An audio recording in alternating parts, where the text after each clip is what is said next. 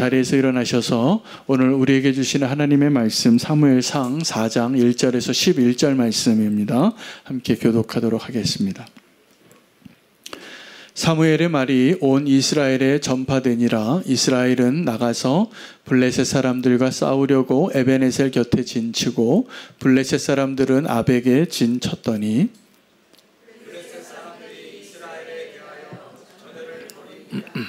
그 둘이 싸우다가 이스라엘이 블레셋 사람들 앞에서 패하여 그들에게 전쟁에서 죽임을 당한 의사가 4,000명 가량이라.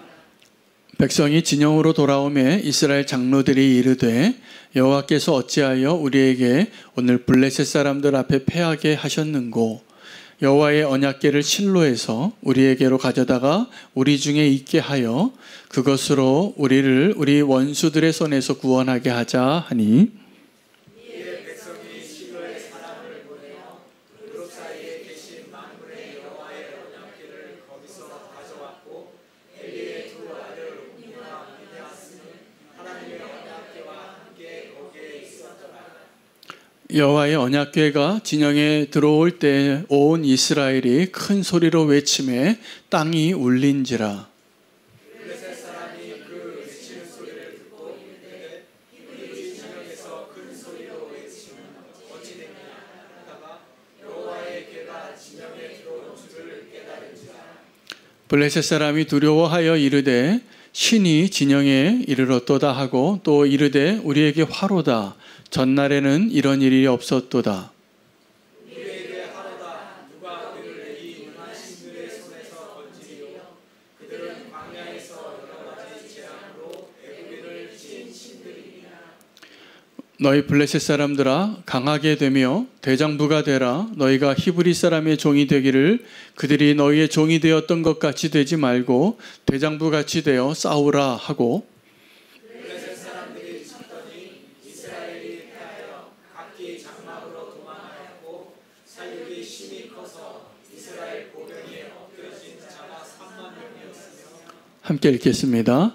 하나님의 궤는 빼앗겼고 엘리의 두 아들 홈니와 비느하스는 죽임을 당하였더라. 아멘. 하나님의 말씀입니다. 오늘은 이 사무엘상 4장 말씀 가운데 하나님의 언약궤에 대한 말씀이 되겠습니다. 하나님의 언약궤에 대해서 오늘 이 홈니와 비느하스가 죽임을 당하고 또 언약궤를 빼앗긴 이 사건과 비슷한 상황, 그 언약궤에 대해서 비슷한 실패를 한 사람이 누가 있냐면 다윗이 있었습니다. 나중에 그 다윗의 이야기가 소개될 텐데 다윗은 그 하나님의 성소에 오늘 이 사건에 빼앗겼던 그 언약궤가 나중에 돌아옵니다. 그 돌아올 때 다윗이 너무 기뻤어요.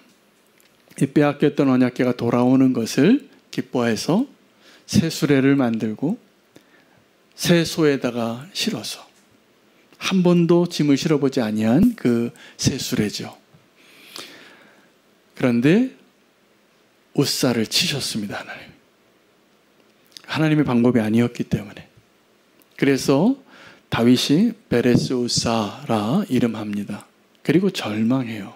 그리고 한동안 그 언약궤에 접근을 못합니다. 다윗이. 근데 나중에 그 언약궤가 있던 집이 복을 받았다는 이야기를 듣고 이 다윗이 다시 시도를 하죠. 그리고 제사장의 어깨에 메고 6걸음을 옮기고 나서 춤추다가 바지가 벗겨지는, 그렇게 기쁘게 춤을 춘 겁니다. 왜 그렇게 다윗은 이 언약궤가 돌아오는 것을 기뻐했을까요?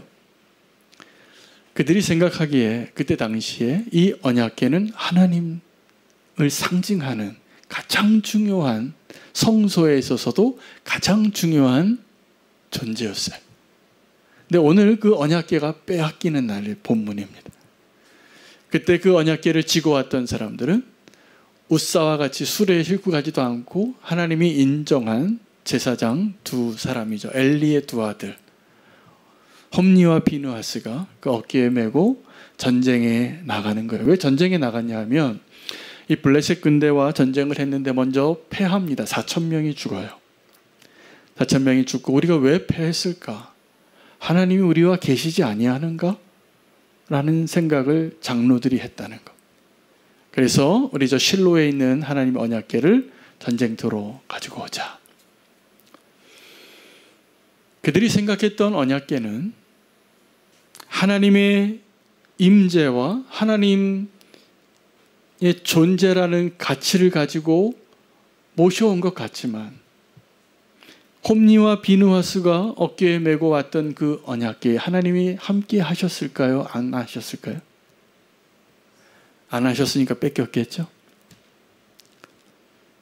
그 언약궤가 돌아오면 이 이스라엘 군대는 그 전쟁에서 이 언약궤를 어떻게 생각했냐 하면 게임 체인저로 생각한 거예요. 여러분, 전쟁 가운데 어떤 군사력을 가지고 있는데 그 군사 무기가 월등히 탁월한 능력을 가지고 있는 전투기나 핵무기나 미사일이나 어떤 전략적 가치가 있는 무기를 소유하고 있으면 어떠한 상황에서 전쟁이 치루어지더라도 그것을 감당할 수 없는 무기가 그 상대편에게 없다면 게임이 바뀌는 거예요. 그래서 어떤 무기들의 별명이 있습니다. 게임 체인저라고. 오늘 이스라엘은 블레셋과 싸우면서 이 언약궤를 게임 체인저로 생각했어요. 근데 그들의 기대대로 게임이 바뀌지 않았다는 것이 오늘의 본문입니다. 하나님은 그 언약궤를 가지고 우리 인생의 게임을 바꾸시는 분이 아니세요. 근데 우리는 자꾸 하나님을 우리 인생의 게임 체인저로 바꾸고 싶은 마음이 많습니다. 그래서 그것을 위해서 기도하고 그것을 위해서 간절히 구하고, 저는 제가 성도님들의 그 기도의 요청을 많이 받는데 많은 기도 가운데 내용을 들여다보면 이 목사의 기도가 필요한 거예요. 내가 원하는 것을 확증받기 위해서 하나님 이걸 축복해 주시고 하나님 이거 허락해 주시도록 기도해 달라는 요청이 꽤 많아요. 무엇을 원하는 걸까요? 내 인생의 게임 체인저가 돼 주십시오, 주님. 그리고 그 언약궤가 들어오면 승리할 것이라 그렇게 생각을 하는데, 오늘 이 언약궤의 진정한 의미는 하나님과 동행하기 위하여 하나님이 허락하신 언약의 증거라는 것이에요. 그 언약궤가 있다는 것은 하나님의 임재가 우리와 함께 하는구나 라는 것을 이스라엘 백성들이 알게 하게 하신 거예요. 그래서 그 성막의 지성소 안에 가장 중요한 자리에 이 언약궤가 있는 겁니다. 그 언약궤 위에는 뭐가 있냐면 속죄의 초소가 있어요. 천사의 날개가 덮여져 있고 거룩하고 거룩한 곳 중에 거룩한 곳이에요. 우리의 죄를 심판하시고 하나님의 임재가 거하는 곳. 이 거룩한 하나님에 대하여 여러분, 우리가 그 하나님과 동행할 때 우리는 어떠한 마음이 필요할까요? 첫 번째는 두려움이 필요해요. 그리고 하나님에 대한 친밀함이 필요한 겁니다. 이 두려움과 친밀함이 없이는 하나님과 동행하는 것이 사실은 성공적이지 않을 거예요.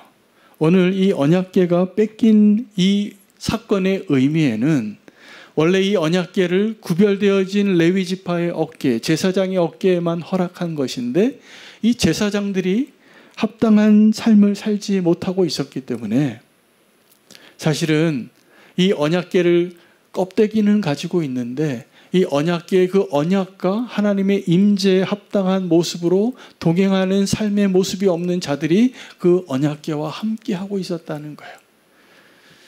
여러분, 이것이 무엇을 의미하냐 하면 하나님의 놀라운 인내를 의미합니다.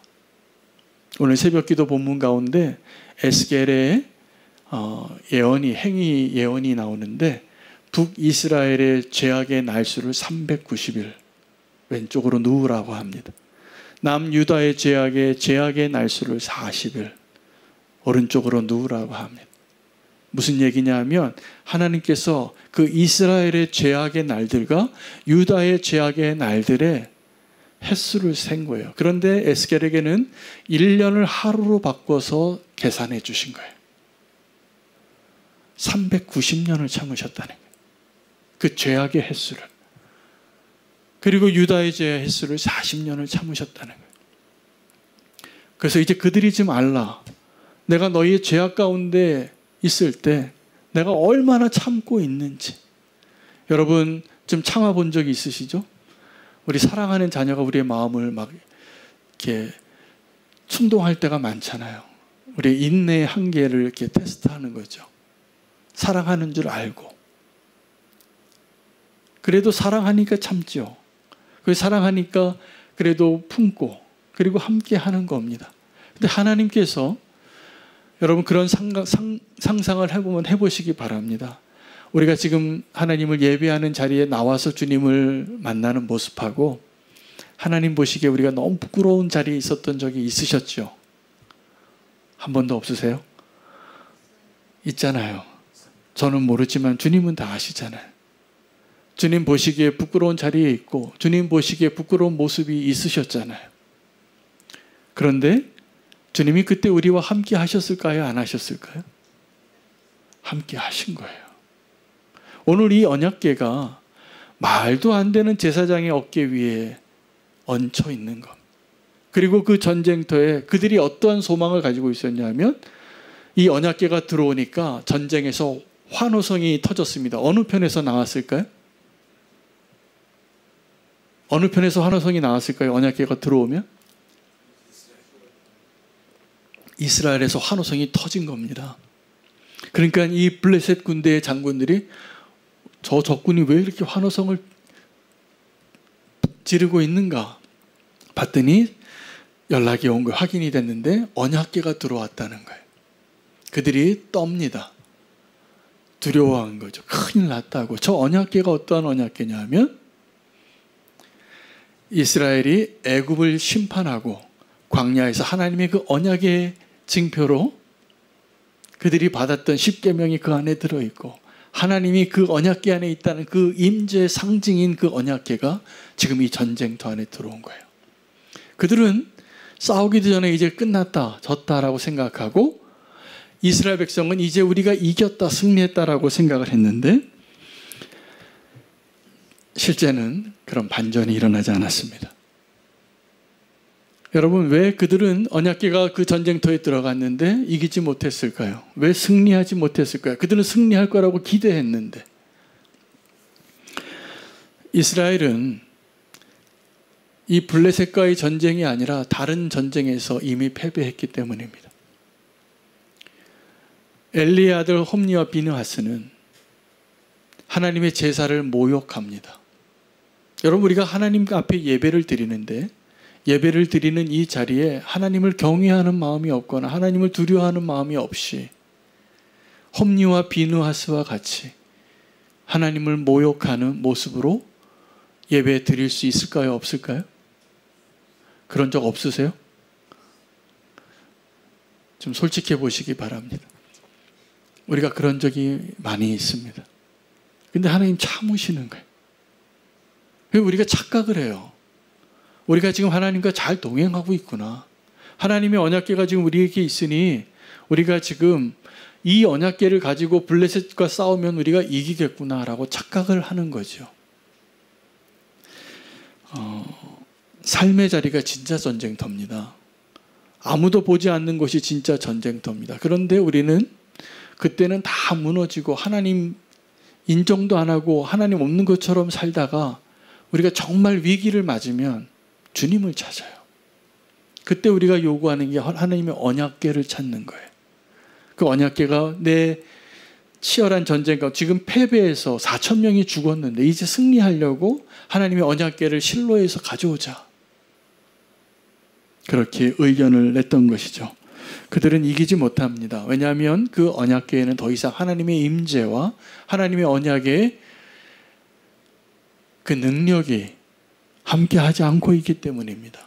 여러분 광야에서 하나님이 그 불평하는 이스라엘을 여러 번 떠나려고 하셨어요.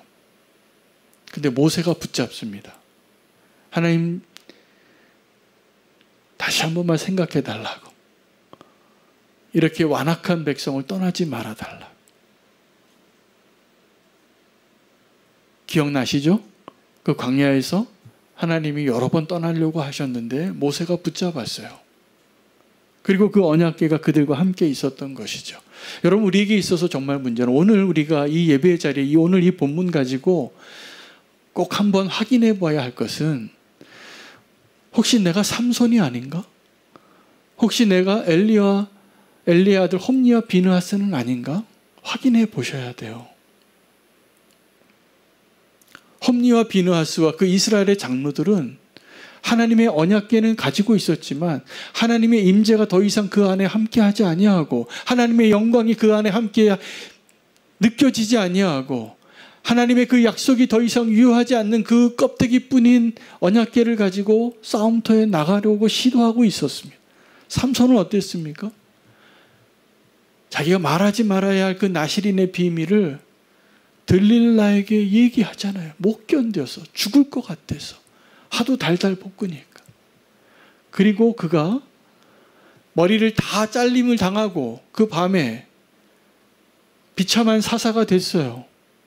그런데 힘을 쓰려고 일어나요. 사실은 삼손의 일생 가운데 이미 그가 나실인의 모습을 버리고 여자 좋아하고 뭐 다 무너지죠. 머리카락 하나 남기고 다 실패한 나실인이었는데, 가장 비참한 나실인의 모습이 뭐냐면 하나님의 영이 내게서 떠난 것을 모르면서 일어나서 힘을 쓰려고 떨치고 일어난 거예요. 오늘 이스라엘 백성에 있어 가장 비극적인 모습이 이거예요. 이 언약궤가 들어오면 이길 줄 알았는데 반전이 안 일어나는 거예요. 왠지 아십니까? 하나님의 임재는 이미 오래전에 홈니와 비느하스가 그 제사의 물건을 막 훔치고 자기 멋대로 막 도둑질해 가고 성막에서 섬기는 여인들과 동침하고 이런 일들이 있을 때 하나님이 그 자리에 계시는 게 얼마나 괴로우셨겠어요. 오늘 우리의 삶 가운데 여러분, 우리의 삶이 주님과 함께하는 것으로 온전히 구별되지 못하고 하나님의 백성답지 않은 그 모습으로 있으면서 우리가 껍데기처럼 붙잡고 있는 언약궤가 있어요. 이 언약궤만 있으면 이길 것 같고, 이 언약궤만 있으면 내 문제가 해결될 것 같고, 이 언약궤만 있으면 하나님이 반전해 주실 것 같은데 반전 안 해주시는 게 은혜입니다.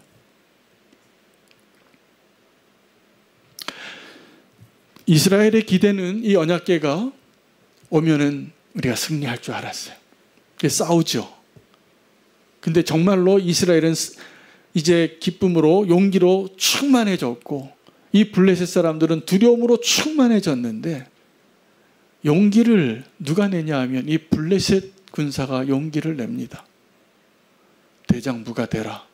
저들이 이전에 우리의 종이었는데 우리가 저들의 종이 되지 말자. 다 알고 있어요. 하나님의 신이 어떤 능력과 권세를 가지고 있는지.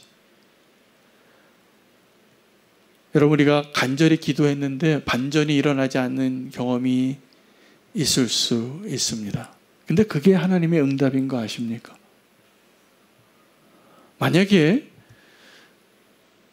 하나님을 우리 인생의 게임 체인저로만 생각한다면 그 하나님은 다른 우상과 별로 다르지 않아요. 내 말에 잘 맞춰주시는 하나님. 여러분, 그 하나님의 열광하시지 마셔야 됩니다. 그 가짜 하나님일 가능성이 아주 높아요. 하나님의 이름이 있어도. 여러분, 우상을 찾아가고 거짓 신을 찾아가면서 내가 원하는 것,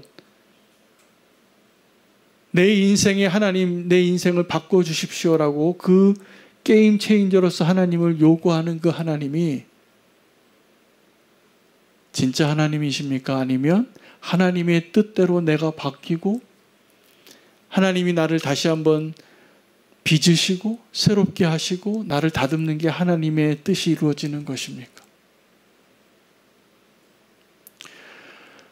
오늘날 우리가 내 귀에 좋은 말씀만 구할 때가 너무나 많은 것이 아주 영적으로 심각한 위협인 것을 아셔야 돼요. 하나님은 없는데 언약궤만 있어요. 하나님의 말씀, 오늘도 이 말씀을 통하여서 우리는 언약궤가 있으면 내 인생에 하나님이 인생이 바뀌게 해주시겠지. 나를 좀 위로해 주시겠지. 그런데 하나님은 오늘 이 본문에서도 반전이 일어나지 않도록 하십니다. 하나님은 훨씬 더 데미지가 크세요. 언약궤를 뺏겨요.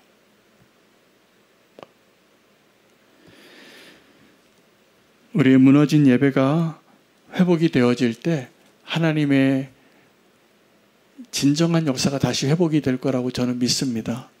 내 삶은 무너져 있고 내 예배는 무너져 있는데 내 소원이 이루어지는 것이 축복일까요? 아니에요. 내가 하나님 앞에 다시 회복이 되어지는 그 은혜 가운데 있을 때 하나님이 내 삶을 다시 빚으시고 다시 쓰러진 곳에서 새롭게 하는 일은 하나님에게 아무것도 어렵지 않은 일이에요. 우리는 두려워하지만 그 하나님을 다시 신뢰하고 하나님의 기대가 이루어지기를 원합니다. 오늘 하나님께서 이 언약궤가 빼앗길 때까지 왜 참으셨냐 하면 오늘 이 사건을 통하여서 하나님이 사무엘에게 예언했던 그 예언을 성취하시는 날이기 때문입니다. 이 날이. 그 두 귀가 울려서 이스라엘 모든 사람이 그 귀가 울리리라 라고 사무엘이 엘리에게 했던 그 하나님의 음성이 오늘 이 모습으로 이 전쟁에서 성취되는 거예요. 언약궤는 뺏기고 홈리와 비느하스가 같은 날 죽임을 당합니다. 하나님 심판하시는 겁니다. 누구의 집을요? 엘리의 집을. 이게 하나님의 일하심입니다. 근데 하나님은 그 예언을 성취하기 위하여 엄청난 대가를 지불하십니다. 여러분, 우리에게 하나님이 주시는 그 복음과 하나님이 주시는 그 소망을 다시 회복시키기 위하여 하나님은 우리가 껍데기뿐인 그 언약궤를 붙잡고 하나님이 우리 인생의 게임 체인저가 되실 거라고 생각하는 그 헛된 소망에 어떤 대가를 지불하시는지 아십니까? 아들을 내어주시는 거예요. 언약궤를 내어주시고 자기의 이름과 영광을 다 포기하시는 거예요. 오늘 이 사건은 하나님의 관점에서 보면 얼마나 큰 손해를 보셨는지 모릅니다. 하나님의 언약궤가 이스라엘의 수중에서 블레셋의 수중으로 넘어가기 때문이죠. 그런데요, 이 언약궤와 함께하는 사람들이 예수님과 동행하는 것처럼 하나님과 함께하는 백성으로서의 실패한 모습의 또 하나의 부류가 블레셋 사람들이에요. 블레셋 사람들이 그 언약궤를 가져가서 기뻐했을까요? 안 기뻐했을까요? 안 기뻐했을까요? 아니요, 기뻐했습니다. 왜냐하면 그 언약궤는 그들이 전쟁을 통해서 얻을 수 있는 그 어떠한 전리품보다 가장 값진 거예요. 거기다가 이 이스라엘 민족의 신의 임재를 상징하는 그 언약궤가 우리의 손에 막 들어왔어요. 그건 뭘 의미합니까? 저들의 신은 더 이상 힘이 없구나. 우리의 발 앞에 꿇었구나. 그것을 의미하는 거예요. 그들은 기뻐했지만 그들은 그 언약궤를 감당할 수 없는 자들이 됩니다. 여러분, 우리가 주님과 동행하는 것, 하나님과 함께하는 것이 얼마나 큰 축복인지 오늘 이 말씀을 통해서 아셔야 돼요. 주님이 우리와 함께 하십니까? 우리와 함께 하시는 것이 가능하다는 것은 놀라운 은혜예요. 블레셋은 그 언약궤를 전쟁에서 승리해서 전리품으로 가져갔어도 하나님과 함께 할 수 있을까요? 없을까요? 아니요. 그들과 함께 있는 언약궤는 그들에게 재앙의 근거가 돼요. 애굽을 쳤던 것처럼 그들이 재앙을 맞이할 때마다 다른 마을로 계속 옮기는 거예요. 5군데를. 그럼 하나님이 어떻게 하시냐면 그들의 손에 포로가 된 것처럼 하나님의 언약궤가 빼앗긴 것처럼 보이지만 그들의 깊숙이 들어가서 그들을 다시 한번 심판하는 하나님의 권세를 보여주시는 거예요. 여러분, 우리가 하나님과 함께하고 하나님의 임재를 경험하고 하나님과 동행하는 삶을 산다는 것은 굉장히 축복이기도 하고 오늘 우리가 다시 한번 확인해 봐야 합니다. 여러분, 아주 친한 친구와 함께 여행 가본 적 있으십니까? 어떤 두 사람이 함께 여행을 가면 좋은 것 같아도 참 쉽지 않아요. 근데 같이 살면 더 힘듭니다. 같이 살면. 이게 라이프 스타일이 너무나 다르기 때문에 평생 같이 살았던 부부도 나중에는 따로 잠잔다 그런 얘기를 들었어요. 이게 여러 가지 힘든 거죠. 다르니까. 그런데 늘 같이 있어야 될 사람이 필요한 거죠. 근데 주님은 하나님의 백성인 우리와 함께 하기를 원하십니다. 함께 하기를 원하시는데 우리가 하나님과 함께 할 만한 합당한 모습으로 서 있지 않으면 껍데기뿐인 언약궤만 붙잡고 하나님과 동행하는구나 라고 착각했던 홈리와 비느하스가 될 수도 있는 것입니다. 홈리와 비느하스는 하나님과 함께하는 제사장이라고 스스로를 기뻐했을 겁니다. 아버지 잘 둔 덕에 존경받고 또 제사장의 자리에서 그 백성들의 제사의 제물을 관리하고 예배를 인도하기도 했을 거예요. 근데 그는 하나님을 두려워하는 자가 아니었어요. 그러니까 그런 죄를 막 짓죠. 하나님을 두려워하지 않으면서 하나님과 함께하는 것이 가능하지 않다는 것을 아셔야 돼요. 여러분 하나님을 두려워하십니까? 정말 두려우세요? 그 하나님의 임재가 우리와 함께 하는데 우리가 막 말한 적도 있고 막 행동한 적도 있고 악한 생각도 하고 그러잖아요. 근데 하나님이 우리와 함께 하시면 우리는 그럴 수 없는 거예요. 외국 사람들이 한국에 오면 정말 이해할 수 없는 것들이 몇 가지 있는데 무인 판매점에 가면 이렇게 사람들이 자기가 물건 사가지고 계산도 하고 가져가고 그걸 아무도 훔쳐가지 않는다는 것이 그렇게 놀랍대요. 이게 한국에서만 가능한가 봐요. 다른 나라에서는 그런 게 별로 없는가 봅니다. 근데 우리는 그런 무인 판매점이 꽤 많습니다. 우리 동네에도 여러 개 있습니다. 근데 왜 그게 가능하죠? CCTV 때문이에요. 그 다 녹화되고 되고 있고 다 보고 있는 거죠. 근데 우리는 그 무인 아이스크림 가게 가서는 그렇게 뭐 하나도 손 안 대고 그렇게 정가 다 하고 봉지값까지 다 내고 나오면서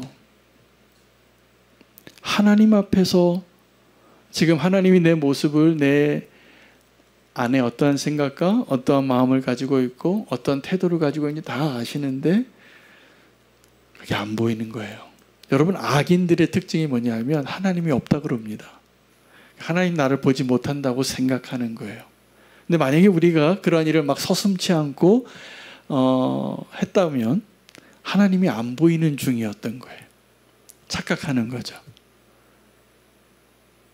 이 CCTV 카메라가 고장이 났나 보다. 여기는 그 카메라가 없나 보다.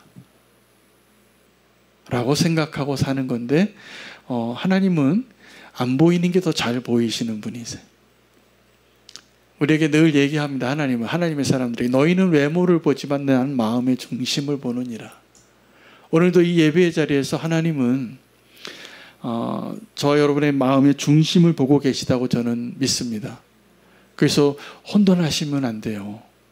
그럼 하나님은 우리의 지금 마음의 중심을 보고 계시기 때문에 우리가 하나님의 임재를 껍데기인 언약궤만 가지고 홈리와 비느하스처럼 살 수 있다니까요.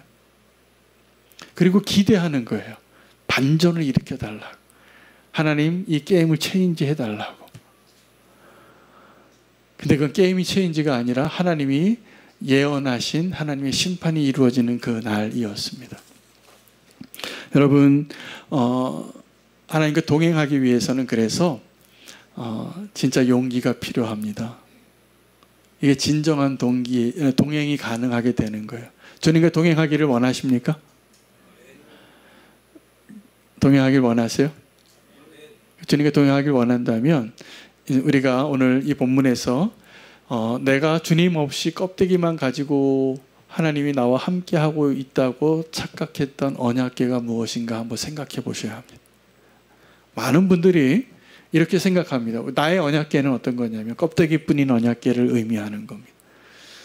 내가 주일 성수를 잘하면, 내가 11조를 잘 드리고 있으면, 내가 새벽 기도를 잘 나오면, 내가 교회에 어떤 직분이 있으면, 내가 어떠한 선한 일을 오랫동안 하고 있으면 나에게는 이 언약궤가 있지 라고 생각해서 그 언약궤가 내 인생의 게임 체인저가 될 수 있다라고 착각할 때가 많습니다. 그게 바로 홈리와 비느하스가 생각했던 착각이에요. 홈리와 비느하스는 자기의 죄를 심각하게 생각하지 않았고 정확하게 하나님이 나를 보지 못한다고 생각했을 사람들입니다. 그렇지 않고는 그런 죄를 지을 수가 없어요. 그건 불가능해요. 하나님이 나를 보고 계시는데 그럴 수 있는 사람들 없습니다. 여러분, 이렇게 녹화를 하고 있고 CCTV가 있는데 내가 이상한 짓 할 수 있습니까? 제정신이라면 상식적으로도 그거는 가능하지 않아요. 근데 우리가 하나님의 말씀으로 하나님이 우리의 마음의 중심을 다 보고 있고 함께하고 있다. 그 증거로 언약궤를 주셨는데 언약궤만 붙잡고 있고 함께하고 있는 하나님은 엄청 모욕하고 무시하고 있는 거예요. 저는 이 오늘 언약궤를 빼앗기는 이 사건에 이스라엘 백성의 기대는 게임 체인저였는데 하나님의 기대는 동행이다라고 생각합니다. 주님은 정말 우리와 동행하기를 원하시는데 우리가 주님과 동행할 수 있는 모습이 아닐 때 하나님은 둘 중에 하나세요. 우리 안에 성령님께서 엄청 근심하고 계실 겁니다. 근심하세요. 우리는 모를지라도. 아니면 하나님이 이렇게 말씀하셨어요. 내가 너희를 떠나겠다고. 왜냐하면 우리가 하나님의 이름을 가지고 있고 하나님의 영광에 합당하지 않은 모습을 가지고 있으면 하나님은 성전 정화의 사건처럼 이 성전을 헐고 싶으신 거예요. 정말. 이 예배 좀 그만했으면 좋겠다. 이 마당들만 밟고 오고 그 마음에는 나를 경외하는 마음이 하나도 없고 재물만 가져오고 그것이 나를 공경하는 것이냐. 여러분, 이 예배의 실패 이야기는 구약 성경의 아주 중요한 주제예요. 그들이 가장 중요한 게 제사하고 예배였는데 그들의 예배는 늘 실패한 예배였다는 거예요. 그래서 이제 우리가 다시 한번 회복하는 진정한 그 언약궤와 함께 진정한 예배가 회복되어질 수 있는 하나님의 그 임재를 누리는 예배는 수가상의 여인이 경험했던 그 예배예요. 여러분, 우리가 하나님을 갈망하는 자 되기를 원합니다. 그래서 그 예배가 회복되기를 원합니다. 그 껍데기인 언약궤 붙잡고 하나님이 내 소원을 들어주기를 바라는 이스라엘의 기대는 오늘 철저히 무너지고 하나님이 예언했던 그 엘리 집안의 심판이 이루어지는 본문이잖아요. 여러분, 정말 주님을 예배하기를 원하시나요? 그 주님과 동행하는 것이 예배입니다. 그 하나님의 언약궤에 합당한 홈리와 비느하스가 되는 것. 그들이 언제부터인가 주님과 동행하는 일이 중단됐거나 멈춰졌거나 훼손됐겠죠. 그래서 그들은 언약궤는 가지고 있지만 하나님이 자기에게서 떠난 걸 몰랐던 제사장이었어요. 그리고 백성들이 그 실로에서 언약궤를 가지고 오고 블레셋 전쟁에서 승리하게 하기 위하여 데려오니까 나팔 불고 영광스럽고 충만한 모습으로 갔겠지만 아무런 능력도 나타나지 않는 결과가 나타나고 그들은 그날 함께 죽임을 당하고 언약궤는 빼앗겼습니다. 근데 이게 홈리와 비느하스의 손실과 실패가 아니라 하나님의 손실이에요. 하나님의 영광을 빼앗겼잖아요. 하나님의 언약궤도 빼앗기고. 그러나 하나님은 여전히 이스라엘의 하나님이심을 오늘 이 이후에 나오는 본문으로 우리는 알 수 있습니다. 여러분, 다시 한번 용기를 내시기를 바랍니다. 그 용기는 실패한 예배의 자리에서 다시 주님의 이름을 부르는 것입니다. 오늘 그러기를 원하십니까? 오늘 내 실패의 자리에서 주님의 이름 다시 부르기를 원하십니까? 오늘 그 일이 있기를 원합니다. 그리고 다시 한번 주님을 예배하는 것이 우리의 참된 소망이 되고 유일한 소망이 되는 진정한 예배자가 되시기를 원합니다. 언약궤와 함께하는 백성입니다. 함께 찬양하며 결단하도록 하겠습니다.